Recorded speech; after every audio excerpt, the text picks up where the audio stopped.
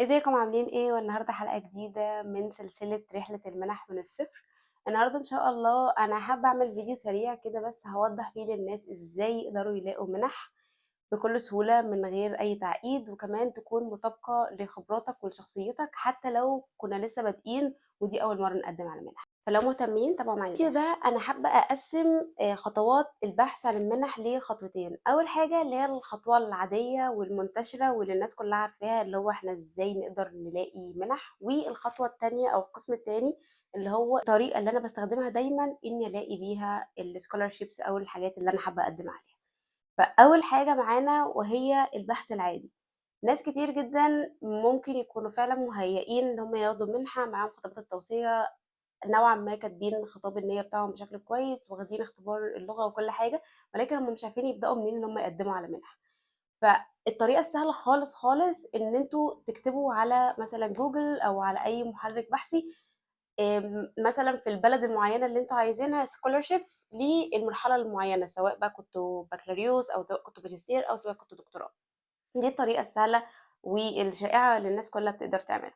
الطريقة التانية ان انتوا تتواصلوا مع المنظمات. والله احنا عندنا في مصر مثلا منظمات كتير جدا بتقدم منح، سواء مثلا فول برايت او تشيفنينج او دي دي او كمان راسموس. فانتوا لو تابعتوا المواقع دي او المنظمات دي هتقدروا تلاقوا عليها كل السكولارشيبس اللي انتوا عايزينها، والموضوع كمان بيبقى مباشر وسهل. فده اول قسم بيكون موجود في التقديم على المنح الدراسيه. طيب انا بختار ازاي؟ انا بختار بناء طبعا عن العمر، وهسيب لكم ويب سايت كده اهو اسمه سكولارشيب بورتال، ممكن تخشوا عليه وتشوفوا كل التفاصيل بتاعته. طبعا زي ما قلت بناء على العمر، في منح بتكون مثلا لحد عمر معين، في منح بتكون مفتوحه لأي حد يقدر يقدم عليها. حاجة بناء على التخصص، طبعا لو انتوا التخصص بتاعكم أكاديمي أو حابين تدرسوا تخصص معين فأكيد هتختاروا التخصص ده، ما ينفعش نقدم على تخصص تاني أو حاجة أبعد من التخصص اللي احنا حابين نقدم عليه. تالت حاجة طبعا والمرحلة التعليمية، لو احنا حابين مثلا نقدم على الباتشلر أو اللي هي البكالوريوس، لو حابين نقدم على الماسترز أو حابين نقدم على الدكتوراه. فالسكولارشيب بورتال ده بيكون موفر كل حاجة حرفيا انتوا عايزينها، وبيكون كمان سهل ان انتوا تقدروا تقيموا ما بين السكولارشيبس او ما بين الجامعات وبعضها. وانا بصراحة بفضله جدا، واوقات كتير جدا بعتمد عليه في ان انا بشوف الجامعات المعينة او التخصص بتاعي بيكون احسن في انه جامعة بالظبط. فده كده اول قسم موجود فيه ازاي نقدر نبحث عن المنح. تاني حاجة وهي دي اللي انا فعلا بستخدمها بشكل دوري دايما، وهي انا هقسمها لثلاث نقط. اول حاجه ان انا ببحث باسم التخصص بتاعي ذات نفسه وباسم الدرجه بتاعتي ذات نفسها، وبروح على كل المواقع اللي بتوفر الحاجه دي وبدخل عليها واحده واحده وبشوف كل المتطلبات بتاعتها، وببدا مثلا افنطها من حيث لو مثلا جامعه، فمن حيث الرانك بتاع الجامعه دي عباره عن ايه، التخصص بتاعي فيه ايه، المواد بتاعتها هتبقى فيها ايه، طب الفند، طب كل حاجه، وببدا اختار الحاجه المناسبه ليا. دي أول طريقة بامشي فيها. تاني طريقة بامشي فيها وهي إن أنا باروح على مواقع الجامعة ذات نفسها وبابدأ أشوف التخصص بتاعي.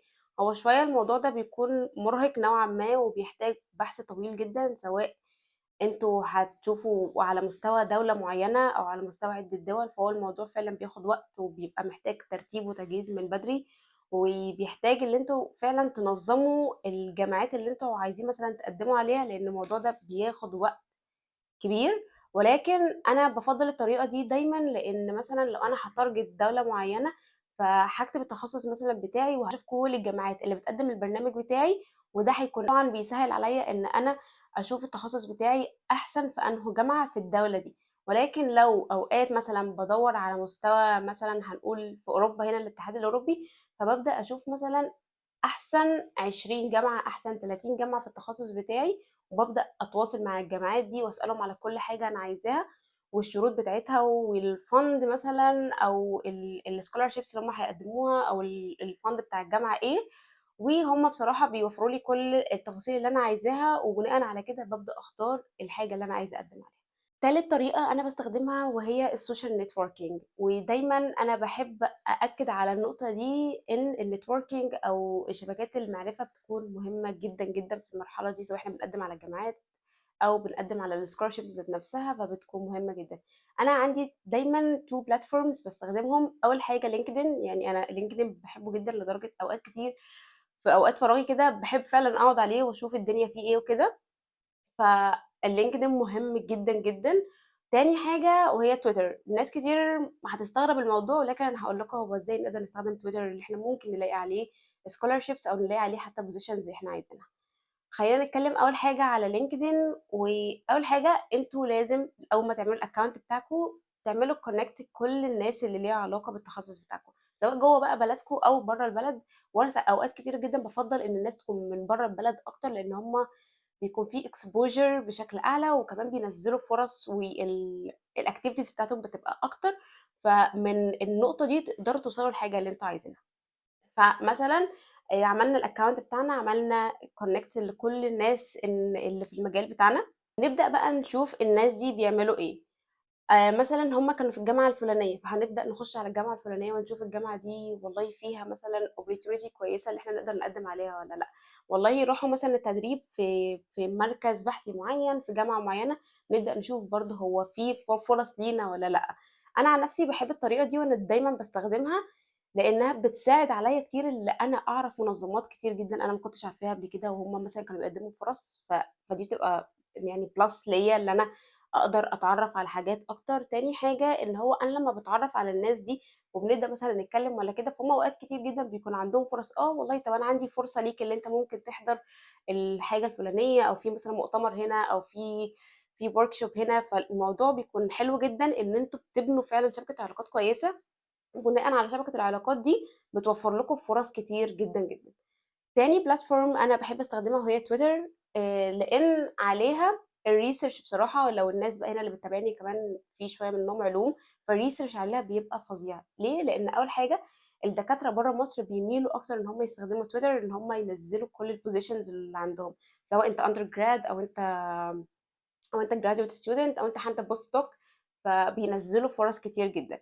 يعني انا فاكره ان انا اتواصلت مع 3 4 دكاتره كده على حاجه معينه كنت عايزه اقدم عليها، واتفاعلوا معايا وكلموني وبعتوا لي لينك التقديم. وكانت بصراحه انا كنت مستغربه، لان كنت اول مره استخدم تويتر في الموضوع ده، ولكن هو efficient قوي ان انتوا تقدروا تلاقوا عليه فرص، ولكن هو بيحتاج منكم بحث بطريقه معينه.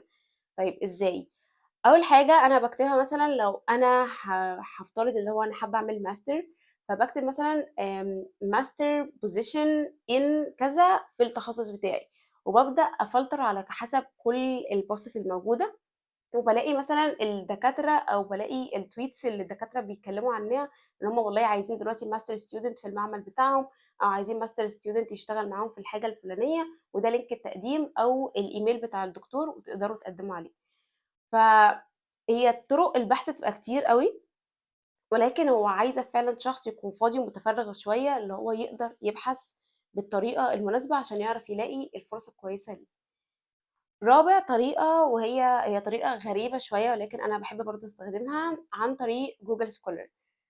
أول حاجة، هو مش كل الناس ممكن تعرف ايه هو جوجل سكولر، بس جوجل سكولر ده هو محرك بحثي للأبحاث العلمية. فانتوا تقدروا تبحثوا طبعا، يعني الناس بتوع كلية علوم كده اكيد هيبقوا عارفين الموضوع ده. تقدروا تبحثوا على اي حاجه انتوا عايزينها في التخصص بتاعكم، وبتلاقوا بقى البيبرز وكل حاجه منشوره. طب انا بعمل ايه؟ والله بكتب التوبيك مثلا، الحاجه المعينه اللي انا عايزاها، وبروح على كل البيبرز اللي بتكون موجوده او كل الويب سايت اللي بتبقى موجوده، وبدخل على جامعات او بدخل على المعاهد البحثيه اللي مذكوره في البيبر دي. هو الموضوع شويه معقد، ولكن بصراحه انا بالنسبه لي بيبقى حلو، لان بعرف اولا مثلا معاهد بحثيه جديده انا عمري ما سمعت عنها في دوله فلانيه. فالموضوع بصراحه بالنسبه لي بيبقى كويس. ما اعرفش هل ناس كتير بتعمل الموضوع ده ولا لا، بس انا بفضله بشكل شخصي. او اوقات كتير جدا ببعت ايميل للدكتور اللي مثلا عامل ببلش للبيبر دي، وبكلمه وبقول له مثلا عندك بوزيشن حاجه معينه، والله انا انترستد في الموضوع ده وكده. وهم بيردوا بصراحه وبيقولوا لي على كل حاجه انا محتاجاها، والله لو في بوزيشن ولا لا، لو اقدر مثلا اساهم معاهم في حاجه معينه عموما يعني. فالموضوع بيبقى حلو قوي، لان انتوا بتتعرفوا على جامعات اكتر وفي بلاد تانية انتوا ممكن فعلا ما تكونش اللي هي في دماغكم، يعني انتوا مثلا ممكن ما تكونوش فكرتوا في البلد دي قبل كده، والموضوع فعلا بيكون حلو قوي ان انتوا تقدروا تتعرفوا على البلد دي وايه الفرص الموجوده فيها، وازاي اقدر الاقي فيها ماسترز او الاقي فيها دكتوراه او حتى البكالوريوس. فهو الموضوع بيبقى حلو من الطريقه دي. فدي كل الطرق اللي انا بدور بيها على مستوى شخصي، وانا حبيت اعمل الفيديو ده علشان فعلا ناس كتير جدا انا شفتها فعلا عندهم خبرات وعندها تجارب كويسه، ولكن هم مش عارفين يوظفوها ازاي. فانا قلت لكم على الاربع حاجات بشكل تحديد اللي انا بعملها ودايما الحمد لله بتنفع معايا، وطبعا بلس الطريقه العاديه جدا اللي كل الناس بتدور بيها. فأي حد محتاج أي موقع اكتبوا لي، أو مثلا لو مش فاهمين نقطة معينة اكتبوا لي، طبعا هسيب لكم اللينك بتاع الانستجرام.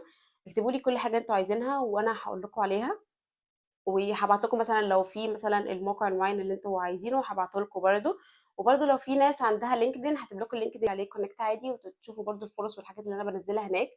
فلو في حد نافع معايا دي هتكون فرصة كويسة جدا. ده كان فيديو النهاردة. ان شاء الله في الفيديو الجاي هشرح لكم فيه ازاي تطلبوا خطاب التوصية من الدكاترة، مع اني والله عملت فيديو، عملت غالبا فيديو تاني، ولكن هعمل واحد تاني لان ناس كتير جدا حاساها بتعاني من الموضوع ده، وجالي كذا كومنت وكذا مسج على نفس الموضوع. فانا حابه اعمله بشكل مفصل وبشكل اسهل، وكمان اعرض لكم سامبل عليه عشان الموضوع بس يكون مفهوم بشكل احسن.